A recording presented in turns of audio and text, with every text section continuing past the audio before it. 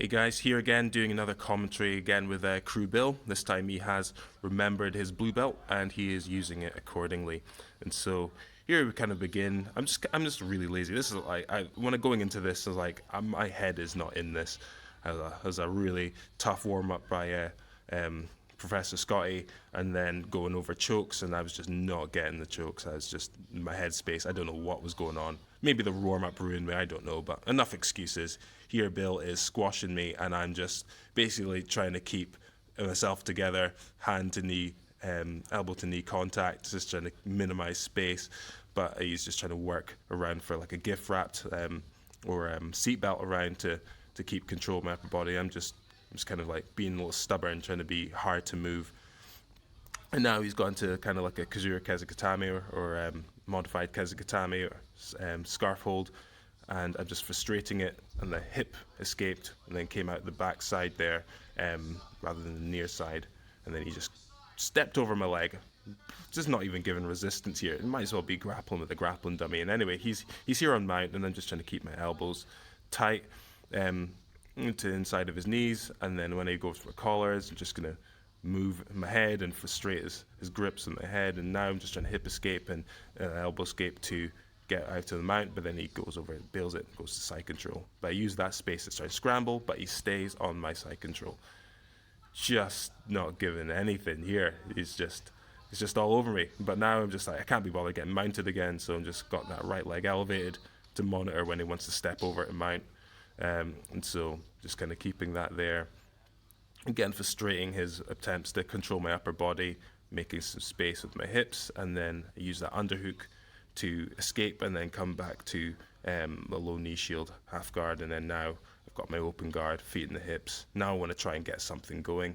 I see an opportunity for an ashi, but I'm accidentally reaping here. I didn't mean to do that, but in my defense, when I first started grappling, I never heard of reaping. And so here, I'm just going to switch it to the other side. He falls over, and then I just use this to do an Achilles lock. I said I was actually working on chokes and focusing on that, so you can call that a guillotine on the foot. So now we begin from turtle, one of the positions we were working on in the class. And so he's trying to get seatbelt control, try and tip me off balance, and nothing doing there. So allow him to stay on top.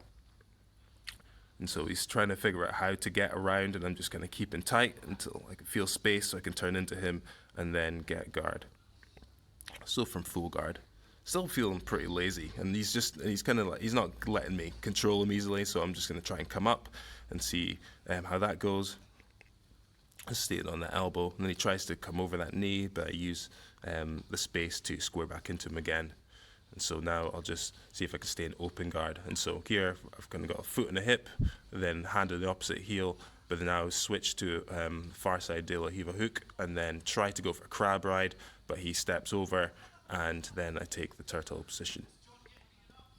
So now basically reverse positions, and this is where he started, now this is where I am now. I'm just going to see what opens up, maybe looking for a back take, but then he goes to his back, but I keep control of that collar, and then keeping my knee close to my elbow to try and limit his ability to create distance in his terms.